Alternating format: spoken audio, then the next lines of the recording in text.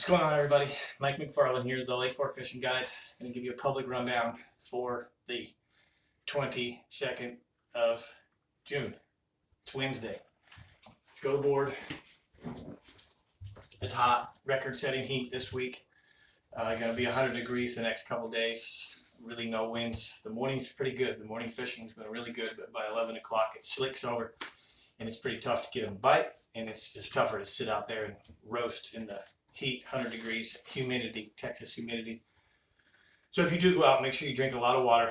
A lot of times, a little secret for you, I put 3 or 4 frozen bottles of water at the bottom of my live well, not my live well, my bass boat cooler, built-in bass boat cooler in the skeeter boat. Put a couple of frozen ones in the bottom, and it'll help savor your ice throughout the day. It'll really keep those drinks a little colder. But water temperature is pretty good from Monday to today. 84.7 in the morning, 88 by nightfall each night. 85.1 yesterday, 85.3 this morning. We're still trending very slowly. Should be a little warmer than that in the mornings right now. 0 to 2 foot visibility. Good clarity at the ramps. Really looks good. Water's Lake Fork green. And the level, 397, exactly 6 feet low. Been dropping. Nothing fast, but typically what we call evaporation, rate of flow, and municipal use. So between the 3 variables there, evaporation, municipal use, and rate of flow, we can go down as much as 1 inch a day, and we probably will start doing that in July. But right now the drop is real slow. Generally, what you're wondering what those are, municipal is they pull water from Lake Fork for the 4 surrounding counties. The rate of flow, that is the pipe below the dam. They have to maintain some kind of flow downstream, which is a natural flow, whatever the flow would be without the lake being present. They call it the rate of flow. So whatever's coming in at the top, not rain, not flood, but the natural rate of flow from top to bottom. If the lake did not exist there, what would that creek be doing? And they have to maintain that. So it's a very, very little amount of water. But that combined with some evaporation now, again, not to be redundant, but we can really drop the lake very fast, and we will see it change. The reason that I'm bringing that up is I hit a stump again yesterday. Now that's twice this year. I've been here 9 years and never really hit stumps. Both the stumps that I hit were in buoy lanes. Back in February, I hit one in a buoy lane, and yesterday I hit one in a buoy lane.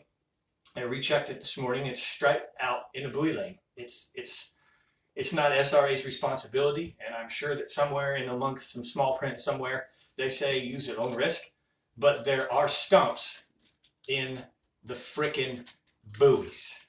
All right, I'm telling you, there's stumps in the buoys. So you're running the lake, cross your fingers. It is what it is. Didn't hit it very hard at all. Barely did much to it. In fact, they were able to straighten my prop shaft real quick. Said it wasn't bad at all. I drove it in, could hardly tell. You couldn't feel any wobble. I put a little small crack in the prop. Big heads out to Josh. Josh and Steve's Prop Repair. Josh owns Steve's Prop Repair. Bought it from Steve years ago, and I think Josh is the very, very best. He treated me right because he turned my prop back within 12 hours. Don't expect that for everybody. I don't want to throw him under the bus thinking everybody's going to bring in your prop and get it back that fast. I don't know why he did it for me this fast, knowing I'm busy, knowing I'm booked 6 days a week. He did me a huge favor. But my boat was back in shape right away. Got to go fishing today, and I'm really grateful for it. Yesterday was a half a day before I hit the stump. Thank goodness it was in the last 10 minutes. We hammered him. Caught him really good. We had 27 pounds for our best 5. It was a local guy here that wanted to learn about how to find them offshore, and that's just what we did. The coolest part was he'd never ever had a day on fork like that. And to be able to catch those big fish like that and multiple big fish like that just absolutely made his day. It was really fun, and I enjoyed it. As far as a public report goes, watch the weather. Like I said, going to be 100 degrees the next couple of days. Really record-setting heat. Very little movement of wind. If you're coming out Thursday, Friday, or the weekend, expect very little wind. The fish have gotten deeper now. Yesterday, I sat the boat in about 18 feet of water, 16 to 18 feet of water. I was throwing both shallow and deep. And at one point in the morning, the bait fish, which are now migrating out of the shallow waters, the shad, blacked out the sonar. And the sonar went from saying 16, 17 feet of water to 2 feet. At first you would think there's something wrong with the sonar. No, the thickness of the bait. The bait was probably over 10 feet in depth. And there was probably, I don't know how many yards long, but it flowed under the boat for over 45 minutes before it gave me my graph back. Massive amount of bait migration yesterday, pulling offshore, coming out of the shallows. And that's why the fish follow the bait don't go get eat. The bait doesn't go to the fish follow the bait. So it was really a cool thing to witness, cool thing to share with the client, show them how that offshore stuff comes together, put the pieces together and catch fish. This morning, a little bit tighter lipped. We only caught a few big ones this morning, but we did get the big ones. And here's the deal. I'm going to not give you all the goods because, as always, I want to drive you to the members only channel. The members only channel is huge. The numbers are 6 figures plus, and everybody seems to love it. The comments are great. The thumbs up are great. Even the super thanks. There's now a super thanks button here that you can hit, and it's kind of like tipping a waitress. I've had super thanks of $50, almost $100, and that's for the information they're getting. That they're using that information to go out on Lake Fork and catch more, bigger, and better fishing on a consistent basis. So in the members only, I share a couple things. I share, number one, exactly what we're doing, meaning the lures, the colors, the pace, the baits, the depths, how we're using it. But I share the rule of 3. And the rule of 3 is very, very successful. And here's the reason why. I am not knocking anyone else's fish apps or live. This is absolutely 1000% not directed to Mr. Billy Lawson. Actually, we've kind of made up a little bit. We're on good terms, okay? I'm sharing this because what I offer is different. So instead of offering you waypoints, which are excellent, what we do is 2 different things together. Instead of putting 20 waypoints out there, and those are really good waypoints, believe me, they are. I don't want you guys to be getting on top of each other. I don't want my clients to end up on top of each other. So I'm doing it a little more vague, a little more broad, and we do what's called the rule of 3. The rule of 3 puts you in an area, puts you in a pattern that the fish are using, if that makes sense. I like to figure out the fish, pattern the fish, and then expand that bite. And so the rule of 3, first of all, what it does is it breaks the body of the lake into thirds, and then it breaks every single arm into thirds, fingers, coves, whatever. So I would give you 2 numbers, for example. I'm going to say 3-3. That means you're down in the basin and you're at the mouth of the coves. Or if I said 3-1, you're down in the basin, you're in the backs of the coves and creeks. That rule of 3 has been working really well. And again, listen, I really want to make sure that no fuss comes out of this. I don't want anybody bad-mouthing me or Mr. Billy Lawson saying that we're trying to be competitive with his Fish Life app, because his Fish Life app works. It's really, really successful. It's just a different way. And I needed to use it as an analogy so you can understand what I'm giving and what others are giving. There's other fish stuff out there. But again, not to be redundant, the rule of 3 puts you in the most successful area I can. And that way there's lots of variables and more of a variety of areas to fish. Okay. So with that being said, I want to invite you again to the members only. It's $4.99 a month. You lose more lures than that on a daily basis. My gosh, it's 1 gallon of gas nowadays. By the time you fire up your engine, back it off a trailer or park it, you burnt that.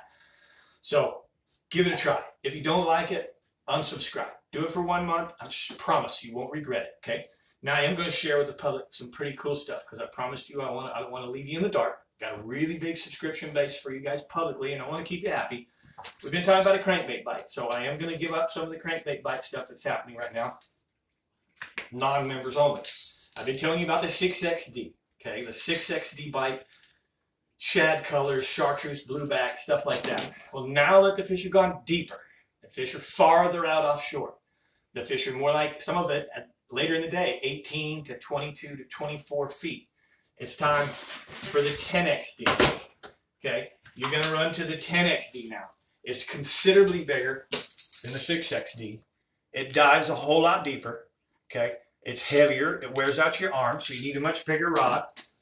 You're going to chuck this thing. The object behind using the 10XD is find road beds, long points, tree lines. Okay, and you're going to chuck it as far as you can throw it.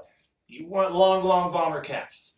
You got to crank that down with a winch type reel. 20-pound test is what I use. I wouldn't use anything lighter. And then once it's down there, You need to kind of do what I call dredge it. If it's hitting the bottom, let it lurch the bottom. Don't crank the bottom. If it starts to hit something, the trees, load up in the trees, back up a little bit. Because what will happen is this 10XD will get down. If this is a tree, it'll get down and hit some of those limbs or appendages. If you keep cranking, you're going to get stuck. But if you let it go back, it'll float back up. And you can literally bring it into the tree, back out of the tree, into the tree, back it out of the tree. And if you learn how to do that with some finesse and technique, you won't lose as many of those, and you will absolutely, in the right place, crush these bass right now. And I mean crush them. If you can find a big, super mega school offshore, suspending in the trees, and throw the 10XD on them, or suspending on a roadbed, throw the 10XD through them, you're going to hammer them. The best colors are the same: chartreuse blueback, sexy shad, and or one of my favorite colors, I like to call it parrot, but they actually call it Citrus shad. I'm sorry, yeah, citrus shad. I'm really tired, but citrus shad, that's one of my favorite colors. It's got a little bit of the yellow bottom, it's got a little bit of the orange, it's got some real minor chartreuse stripe on it, and believe it or not, if I have a battery here, of course I don't, if you hit that with a UV light that has a good battery in it, you'll actually see that UV reflective from that base. And I don't think I've got any batteries handy real quick to change it. Come on, have some, there we go. You might be able to see just a little bit of that reflective flash. Generally, on camera, this doesn't really do a whole lot, but it's going to flash down deep with the UV. And so I don't know any other way to kind of show you than what we're doing right there. In person, it's incredible. We've been using that reflective nature. It's not a glow, but reflective nature in a lot of these baits for many, many years. So 10XD time, get them going. Really appreciate the subscription. Hit the thumbs up if you like this one. Comment below if you really have anything you want to say or ask me about something you might want me to teach.